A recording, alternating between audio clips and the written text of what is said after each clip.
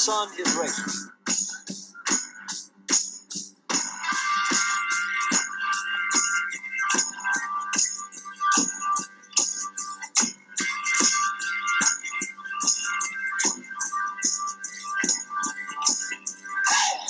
Welcome, race fans, to the first episode of the 2018 season of the Rubbin' Is Racing Daily Fantasy NASCAR Show. We have all your action for the Daytona 500. It's the big daddy of NASCAR, and it's how we kick the season off. 500 miles, 200 laps at this 2.5-mile track. With the restrictor plates being on the cars, we will see a giant pack for most of the race until the big one thins out the herd. The stages are at lap 60, lap 120, and then we will race to at least one caution, and then to the finish on lap 200. Ford and Chevy have dominated the Daytona International Speedway. Ford has won the last three races here, with Toyota winning in 2008 with Kyle Busch and with Denny Hamlin in 2016. Something else I wanted to highlight is in the last 14 races here at Daytona, the winner has come from the top 10 times, and then 4 times higher than 2 of those, with being from the 10th to 20th starting position, and the others 2 coming from the higher than the 32nd position. And I'm going to give you a fun fact for a change. Last year, kiddies, the winning lineup did not have the winning driver on it. In other words, it was detrimental to put the winning driver on the lineup. All of the drivers on the winning lineup last year started 30th or worse. So keep that in mind when you're putting together lineups this week. And we should have sunny Florida skies and temps in the low 70s when we start the NASCAR season at 2:30 p.m. Eastern Time on Fox. And if that's not going to be enough race coverage for you, the coverage starts at 11 a.m. Eastern Time on Fox. You'll have more than 3.5 hours of warm-up race coverage to get us into the NASCAR season.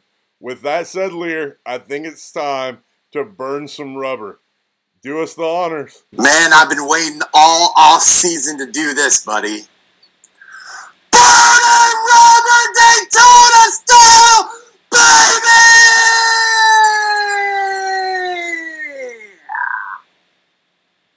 All right, man, that was an exceptional burning rubber to kick off the season. I want to welcome you back and welcome back all of our viewers out there. I am super excited to kick off this season. Liehr, who do you have to burn some rubber for us this week? Man, I am so excited to kick off our 2018 season. Happy that all you guys could join us this year, and hope that you join us each and every week. We will be here consistently giving you your fantasy goodness each and every week. Obviously, you guys that have watched the show before know that most times we wear the cap of the driver that we like the most for that week. And I can't help myself this weekend, buddy. I'm going to be rolling to kick off the 2018 season with a pretty popular pick for this Sunday. But my burning rubber pick is going to be number 2, and Brad Keselowski in that Penske. He's obviously the winner last Sunday at the Clash, and also was running up front on Thursday night in the duel until McMurray obviously took the air off of his quarter panel and basically got him into the wall. So due to that issue, Kes is going to be starting the 500 from the 31st position. Keselowski and the rest of the Fords have shown obviously great speed here, definitely capable of being dominant cars this weekend, and especially at the restrictor plate tracks, definitely here at Daytona for sure. Now, saying that, he's definitely going to be the highest owned driver for Sunday's race, obviously because of his starting position, who he is, and obviously his success, his track record at restrictor plates. He's just going to be a huge place differential beast on Sunday. And if he can avoid the big one and obviously any potential issues, he definitely is going to have a top 5 car for sure. The other factor for Kes this weekend is he's the highest costing driver on the board at $10,400. He's a former winner here at Daytona back in 2016. That was not for the Daytona 500, but he's yet to obviously get that under his belt, under his career. But he's got 17 starts here. He's got the 1 win, 3 top 5s, 4 top 10s. His stats here are kind of all over the board. It's just one of those guys that with anybody here at Daytona, it's just taking that dart and trying to hit the bullseye on the dartboard. In the last 2 races here, he's finished 27th and 31st. In his last 8 races since 2014 at Daytona, he has only 2 top 10 finishes, with a win in 2016 and a 3rd place finish in 2014. The other 6 races, he's finished higher than 18th position. A crazy fact about Kez is that at the other restrictor plate track that we race at, which is Talladega, he has 5 total career wins there, which are way better stats than what he has here at Daytona. And not sure what it is about the Daytona aura or what it does to affect him, but it's definitely shown that he just doesn't have the stats here at Daytona that he does at Talladega. But I think this Sunday is going to be a different. He and that Penske team overall with Blaney and Logano are going to be, pretty dominant this weekend. And obviously you could tell that based on the clash and then also the duel on Thursday night. But I don't think Keds gets the win this weekend, but I think he will be a monster place differential guy for you in your lineups. In my opinion, is a must-own play by the time the checkered flag flies at the end of the race. I would say if I was going to do 10 lineups, I'm probably going to have 60% ownership on Keselowski, just because if you're a smart multi-lineup player, you're going to have ownership, with other people just for that, just in case, because obviously it's Daytona, anything can happen. But like I said, I think he'll have the highest ownership percentage. But if he does end up with that top 5 finish, his ownership percentage is not going to matter, and it be damned. So my advice to you out there, if you're only playing 1 or 2 lineups, definitely get Kez in there for your lineups this weekend. Wow, Liehr's really pumped up about the chalkiest play on the board and wanted to tell you a lot of information as to why you play him. We're going to start this season off with a bang, and I'm going to tell you why you don't want to play Kez. And I understand all of Liehr's arguments, and he's right if he finishes that high. But we saw that he was 88% owned in the 3-entry max tournament for the duel. He was 87.8% in the field of 3,000, right, in the $8 tournament for the duel. I'm going to say that his numbers are going to come down a little bit in ownership percentage. But even if he's still around 60+%, which I think he's easily going to be, doesn't he have higher of a 35% chance to wreck his car just based on the carnage at Daytona? I mean, you read off his stats.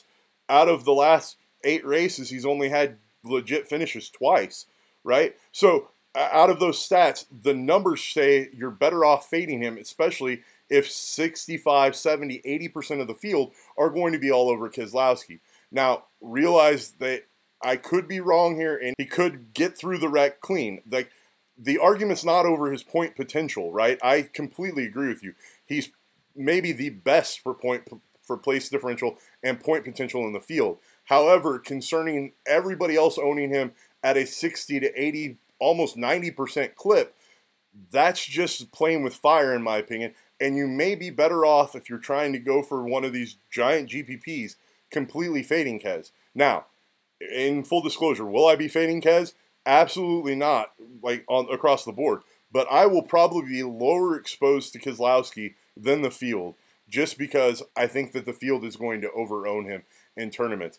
And I think that we're going to get ownerships really sky high on him, Larson starting 38th, Jimmy Johnson starting 35th. And to be honest, if those 3 aren't the 1, 2, 3 in ownership, then the NASCAR community is doing something wrong. But if you want to be contrarian and try to separate from that, I can understand fading 1, 2, if even all 3 of those guys, and trying to play other guys in the similar situations. Now, that carries with it a huge inherent risk, right? Because those are the premier drivers starting that far back. But once again, this is Daytona. Carnage can happen. Anything can happen. And if it does, you will lose roughly 60 to 80% of the field each time one of those cars gets caught up in the carnage. Liehr, yeah, I'll let you rebut the Kez, the pounding a little bit there. No, I most times in this the show that we have, obviously we like to go back and forth about who we think is right or whose opinion is right. But no, I agree with you, man. I mean, he is going to be, in my opinion, it's going to be those 3 guys, Larson, Johnson, and Keselowski, all are going to have huge ownership percentages based on who they are, where they're starting.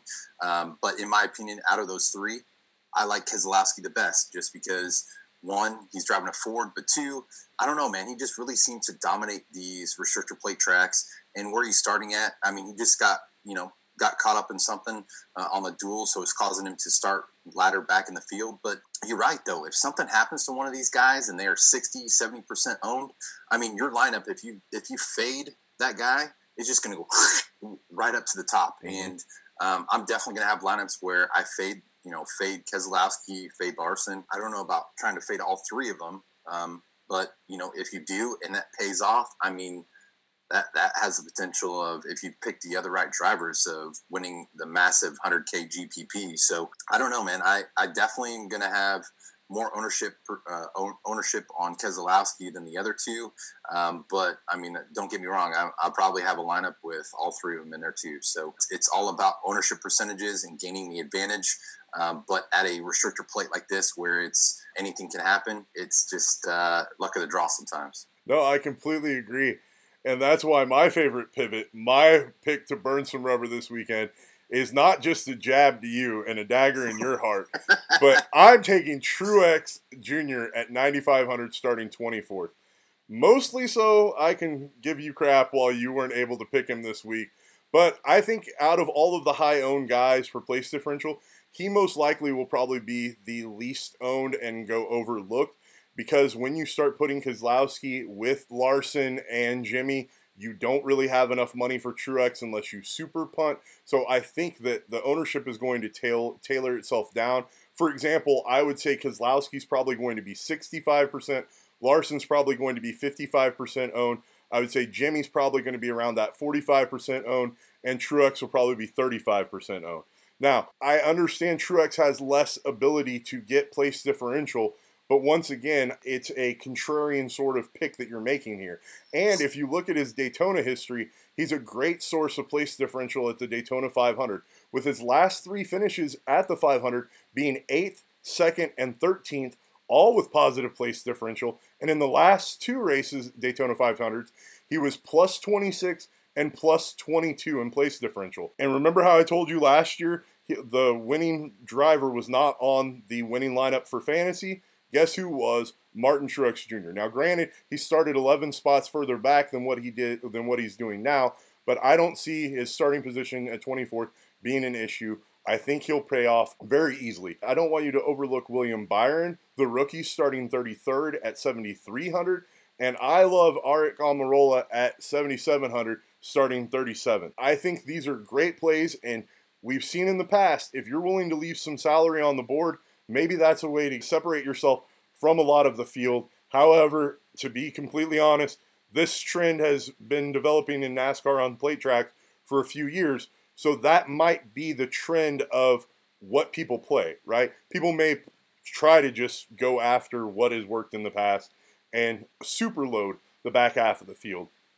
And it might be smarter to try to take some of the drivers in the 20s. These are all philosophies that we'll talk about a little bit more in the strategy section. But Liehr, what are your thoughts on your boy Truex this weekend at Daytona? Bravo, sir. Bravo for picking my guy, taking my boy. But before I get into it, man, how about Truex, brother? He finished the season strong of 2017 and won the Ford EcoBoost race at Miami and took down the championship and first one of his career. And man, I couldn't have been more happier for him in that number 78 Furniture Row team. He just had an unbelievable season last year. And but talking about 2018 and this coming Sunday, this is just one of those tracks that it has not been one of his strong suits, and plate racing in general is just not one of his fortes. But as he matures, I mean, he's been in the Monster Energy Cup for a long, long time. He's got 25 races under his belt here at Daytona. But I think the more exposure that he gets, obviously the better driver he gets at the different tracks. And, you definitely laid out some obviously some great stats there about his last three Daytona 500s. And, he almost won that one where him and Denny Hamlin went to the line 2 years ago, and he just barely lost it. But, starting 24th is a great position for him, especially for place differential there. And I definitely love your point or perspective on the cost situation, because yes, you are right. I mean, most people are going to start Keselowski, Johnson, Larson, and that's going to take up a large chunk of your $50,000 in salary on DraftKings. So yeah, picking guys like, Truex Jr. and your boy, Kyle Busch, some of these other high costing drivers are going to give you that little bit of separation, especially too, when it comes to that salary. But, I'm definitely going to have some exposure on Martin Truex Jr. this weekend. I think he maybe takes some of that momentum that he had from ending 2017 and takes it into starting 2018 off to a hot start, and get off the schneid when it comes to getting a victory and a win here at Daytona, and especially our Super Bowl of our sport, which is the Daytona 500. So definitely love Martin Truex Jr. this weekend. And yeah, I mean, Eric Almirola, obviously crashed in the duel, so he's going to be starting latter in the field. I think that's a play that a lot of people will be on just because of his salary, but also too, where he's starting at. But in my opinion, it's a new driver on a new team. That cohesion is going to take a little bit of time for that team to get together and be on the same page. But it's hard to ignore the fact of a guy starting that ladder in the field. But yeah, and then William Byron, also going to be I think a very highly owned guy when it comes to Sunday's race. The only thing with William Byron is you're obviously talking about a rookie who honestly doesn't have a ton of experience in driving in this type of series, just spent a very minimal amount of time in the sport of NASCAR. So he's obviously jumping up to the number 24. So that's a lot of pressure on this young man. Even though he won the Xfinity series last year, it's just a lot of pressure, especially starting off the Daytona 500. And I actually listened to NASCAR on Sirius Radio, and some guy said that William Byron's going to win the Daytona 500 on Sunday. I don't think that's going to happen, but it's definitely not out of the realm for this kid, if he can stay out of the carnage, to get a top 15, top 10, and have that great place differential, especially at his price tag. So I like the William Byron pick there. I will have some exposure, but probably not as much as most people in the field, just because he is a rookie, and I think that's a lot for him to take on his shoulders to start off the 2018 season. I don't think that he will be played. I think people will play Almirola over him, and I think that he'll be under probably 30% owned, and with that starting position, that's what I'm looking for. Yeah, for sure. Yeah, for those of you that have watched the show in the past, there's a reason why Liehr and I aren't talking about dominators or the guys that are going to lead laps, right? The reason why we're not having that discussion is because the place differential guys are going to outpoint them like crazy. There are only 200 laps in this race, so the premium is down on those positions. And like we've said in the past, it doesn't seem to matter for who the winner is. Most of the fastest laps will come out of cars in the draft, moving up through the field. So that doesn't add to the leader as well. So that's why Liehr and I are completely not talking about anybody in the top 10 as far as positive plays. Liehr, who's that value play that you're looking at to help round out your lineups this week? Well, brother, my affinity for a certain driver besides Martin Truex Jr.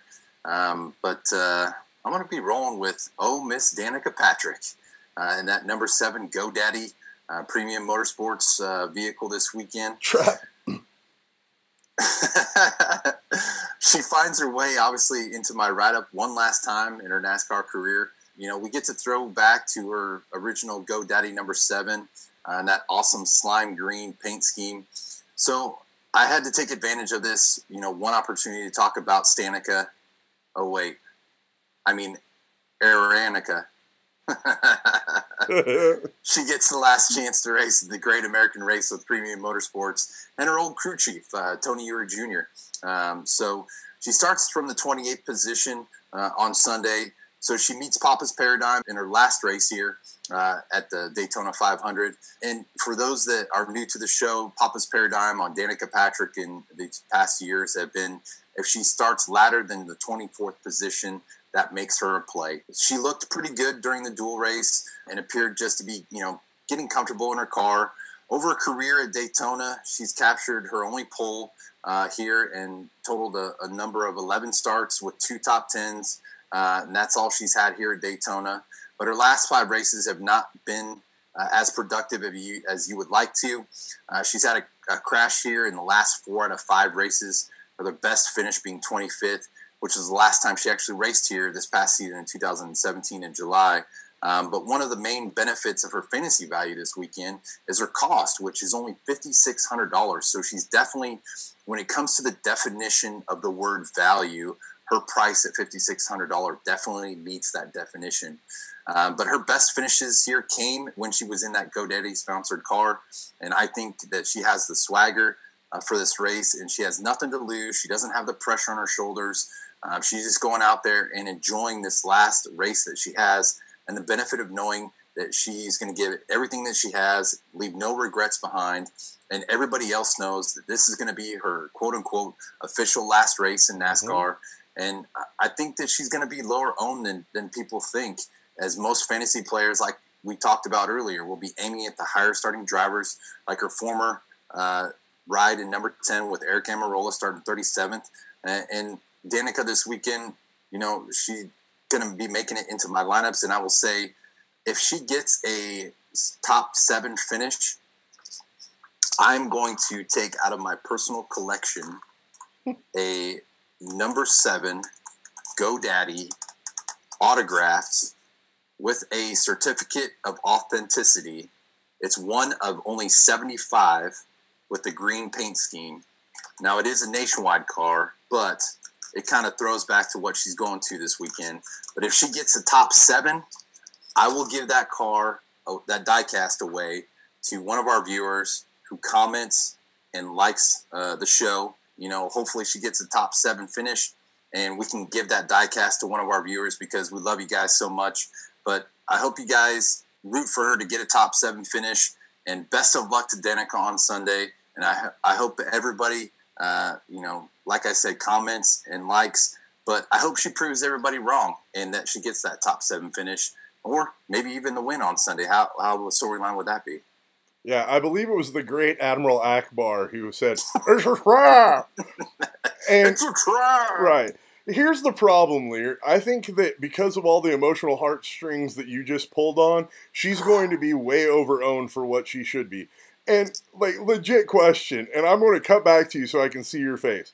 She couldn't get the job done, and her average finish was 24th in Stewart-Haas equipment. Now she's in junk equipment, and you're somehow expecting her to do better than that? Come on, bro. Come on. Dude, what about Indianapolis last year? Well, right, but Indianapolis isn't a restrictor plate that she's cars. Right, but she's wrecked out 4 of the last 5 races.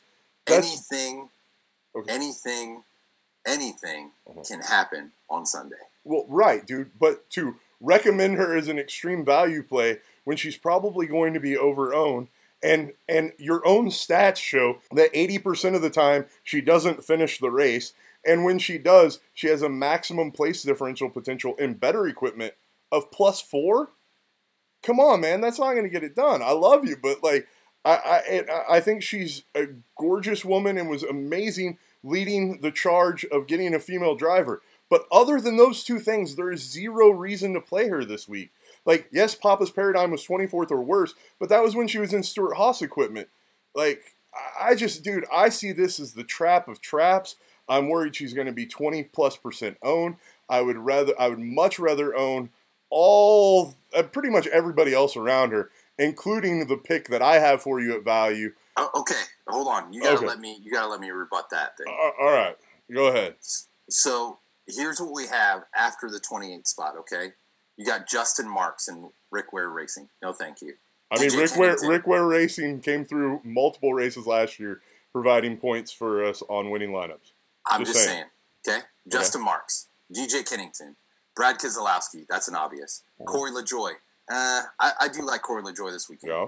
William Byron, obviously, yes. Obviously. Ray Galding. I'd rather play Galding. I'd rather play Galding than Danica. Jimmy Johnson, of course. Matt DiBenedetto, our boy. I would definitely, yes. I like Matt DiBenedetto. Eric Amarola, obvious play. Kyle Larson, obvious play. David Gilliland, no. I'd rather have Danica. And Mark Thompson, no. I'd rather have Danica. I will agree with you on Mark Thompson, but that's it. I will say this. This is my one chance and one opportunity to talk about Danica this year. And when it comes to all those other big drivers, yeah, they're going to start and have a better finish than her. But most of those other guys, the only 2 that I think that have a better finisher than her is Corey LaJoie and Matt DiBenedetto. That is it. Oh, come on, Liehr. We're just gonna have to agree to disagree, man. Jeffrey Earnhardt is starting in front of her. Have you been snorting Comet, doing Tide Pods or something, bro? Well, apparently that's what all these kids are doing out there these days. But no, I am not. Well, you kind of stole my value pick, and I think it's the better pick at that value. Is I would rather play Matty BB, man, at 5,400, starting 36.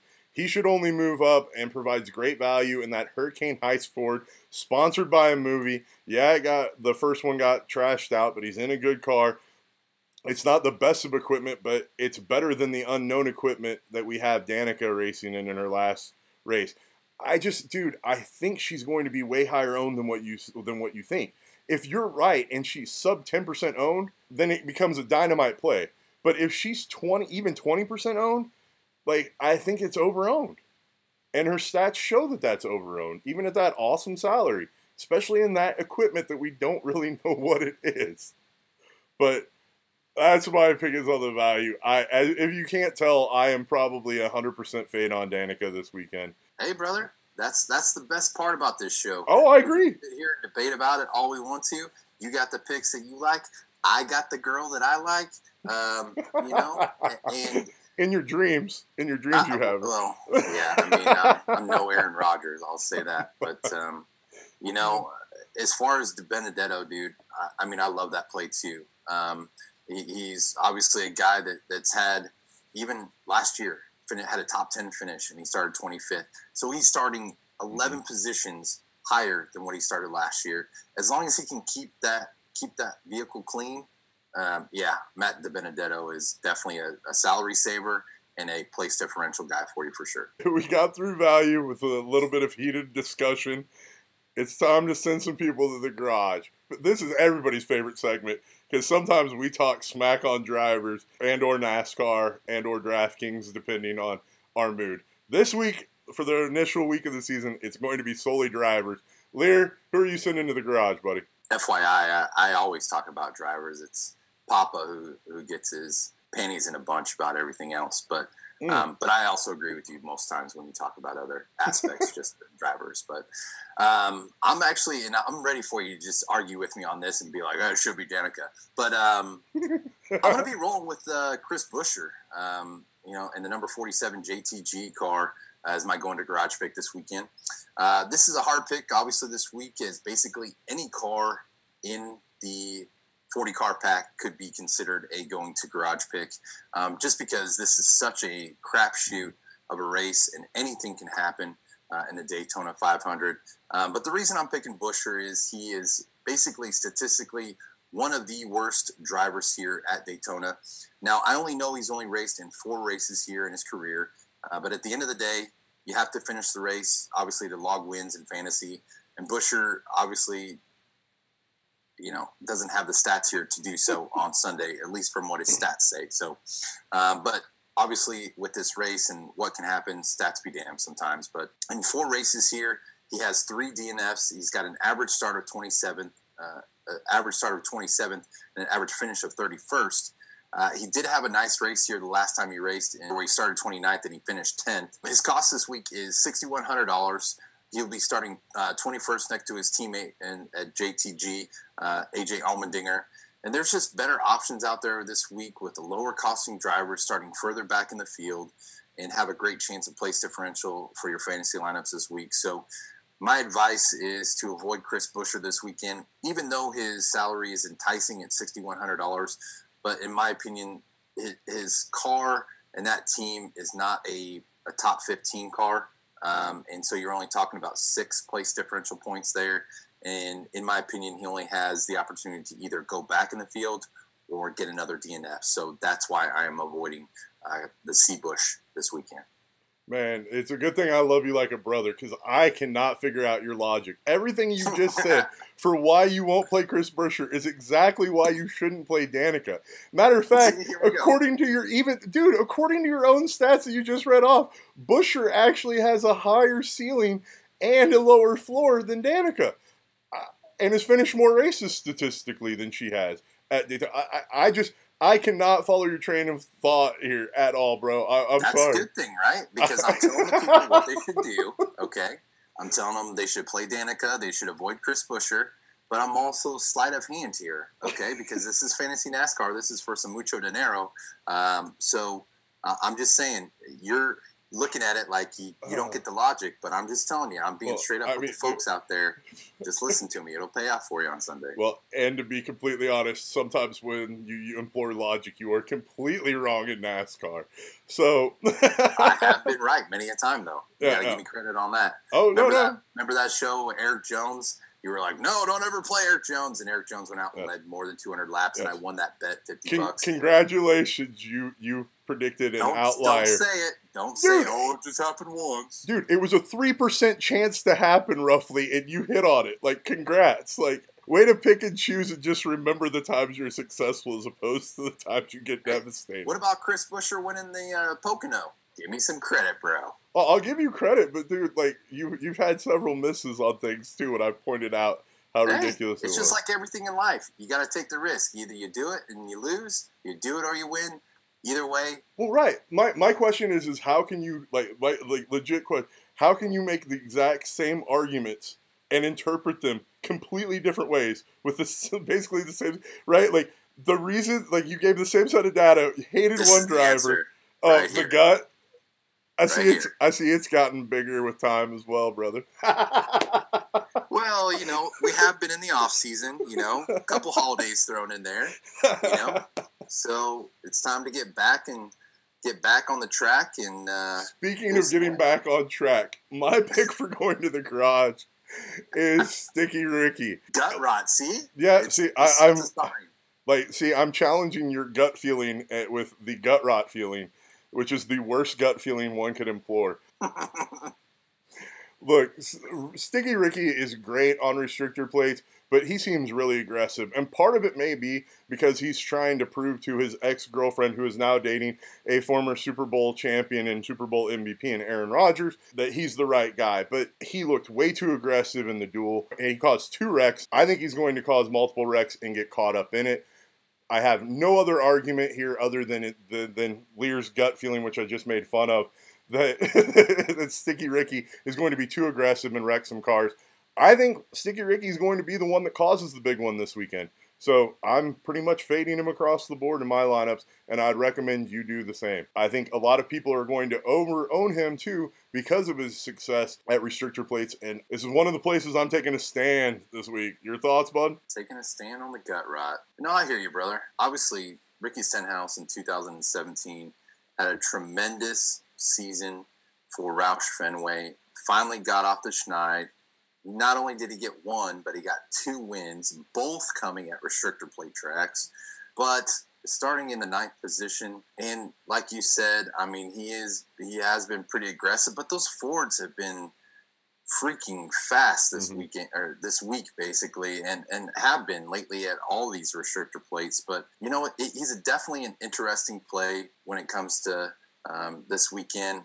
I don't know what kind of ownership do you really see him as starting from the 9th position. I mean, his cost was a little bit high and crazy in my opinion. You remember last year when he's 60, 500, 7,000, 71. He's $8,900 this weekend. In my opinion, that's a little high, and where he's starting at. I'm probably going to not be drinking any Sunny D or showering with any zest this weekend. or using any Fastenal ladders. No. No, I think that provides a great transition to talk about the strategy that we're employing this weekend. And the reason why I think Ricky's ownership percentage is going to be a little higher than what most people think is I think the strategy that most people will employ this week is to take at least two of the expensive studs from the back of the field, right? You're going to partner Kez, Larson, Jimmy, 2 of those guys, I think is pretty much standard what most people are going to do. They're going to reach down and grab a value play or 2, and then they're going to come back, and this is just what most people do in NASCAR, they're going to try to pick the race winner. And I think people are going to pick the race winners between, and that may not be the right strategy, and it's probably not even the optimal strategy, but I think a lot of people will employ it, and I think those drivers are going to be Kyle Busch. I think you're going to get some Sticky Ricky there. You may even get some Kurt Busch. You're going to get a chunk of people playing the pole sitter and the outsider in Hamlin. Those aren't going to be crazy high ownership percentages, but they're going to be enough of these people creating those sort of like, I want all the place differential plus try to find the dominator and the guy that wins. I think that's what naturally players are going to do this week. I personally don't think that I'm employing that. I think I'm going to go with a deep strategy using mostly place differential guys and get a little crazy with them sometimes. Using guys that you wouldn't like, that most people wouldn't like, staying away from Danica, you know, trying to make those combinations that I think will put me on an island this week. What's your strategy, Liehr? No, I think that's definitely a great strategy, brother. We obviously didn't get to talk about it yet, really, either, and coming off of the going to garage pick. But, you know, congratulations to the nationwide number 88 team and Alex Bowman for getting the pole. But if you guys play Alex Bowman, come on, don't do that, okay? Just don't. Just right. Trust in Poppa and I and make that decision and not play the pole sitter this weekend. It's just not going to happen for you, okay? No, I'm definitely right there with you. I think most people start most of their lineups with 2 of the 3 of the big boys between Kes, Johnson, Larson, or 3 of 3. Dip down and also probably take maybe an Amarola and then maybe sneak in a William Byron. Then come back with a little bit of a, you know, super punt way down deep, maybe like a De Benedetto or something like that. And maybe even mix in like even though he's starting 25th, but like a Brennan Gong, who's always been a really good Daytona restrictor plate racer, but he's starting higher than what he normally averagely starts. But there's other drivers out there that I really like to, that I think are going to be also give you the good mixture of the both. And I think, in my personal opinion, I'm going to take probably 2 or 3. At least 50% of my lineup starting from 30th to 40th. And then I'm probably going to have 1 or 2 drivers starting in the 20th to 30th position. And then another driver probably in the teens, latter teens, somewhere in there. And then some of my other teams, I'm strictly just going to throw darts on 25 or higher, and all 6 of them be 25 or higher. This weekend is all about the place differential guys, because we all, if you watch NASCAR and you watch restrictor plate racing, the big one is always going to happen at some point or another. There's going to be a significant wreck.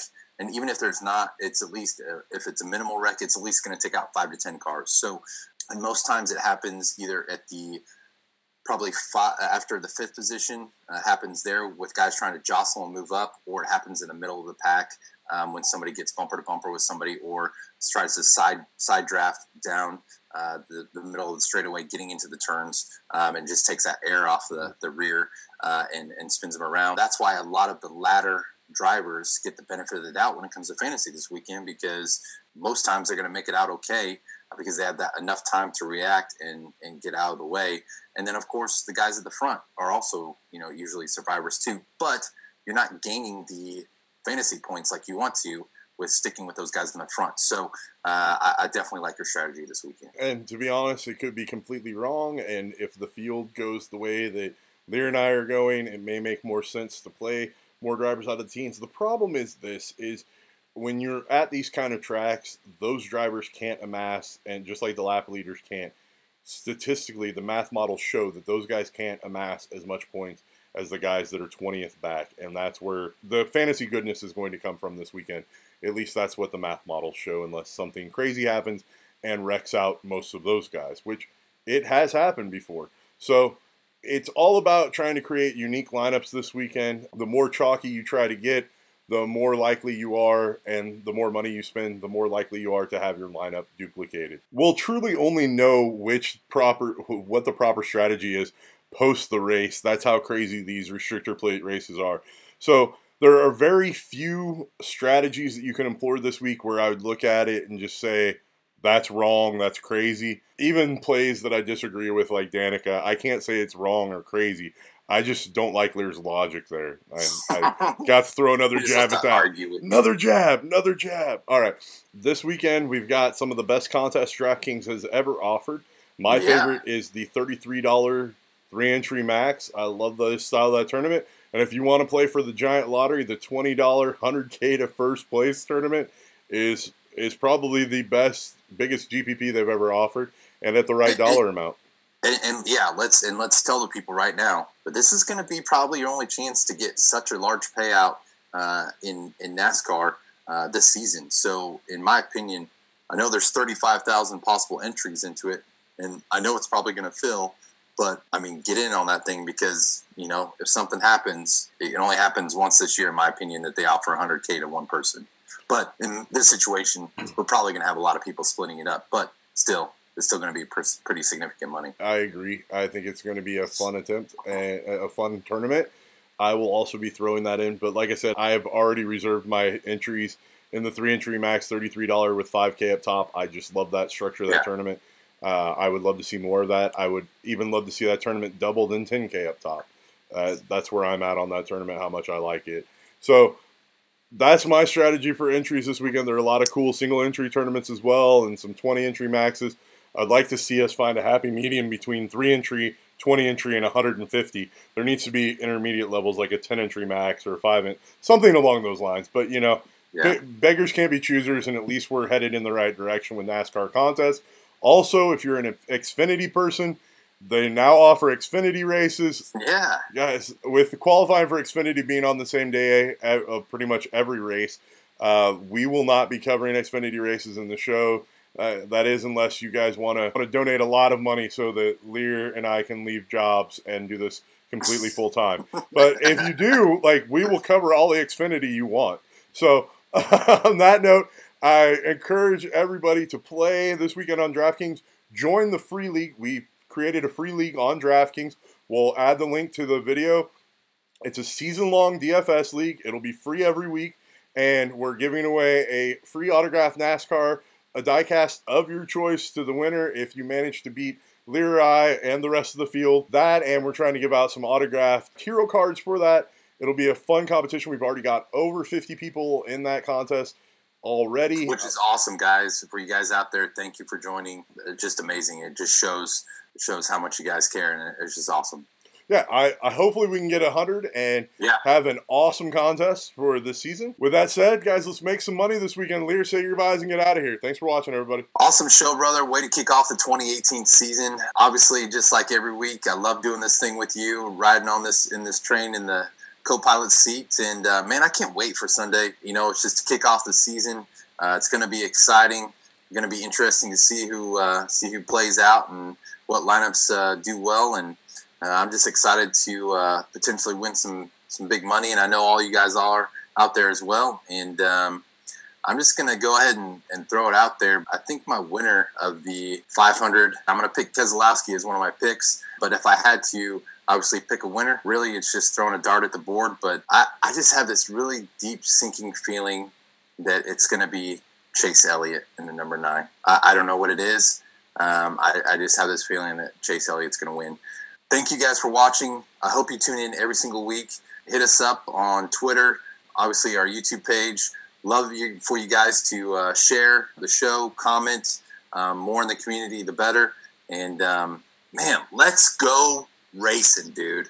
Yeah, and as always, guys, we will comment on the YouTube page all the way up till race time and try to interact with you guys as much as possible. Remember, that's one of the things we absolutely love is the communication back and forth and creating a NASCAR community that can talk out our DFS plays and stuff. It's a lot of fun. So with that said, guys, thanks for tuning in another week. Let's win some money. Let's get it done. I want one of the show watchers to take down the 100K. I really want it to be me. But if it's not me, I want it to be one of you guys. That's right. Have a great weekend, everybody. Enjoy it.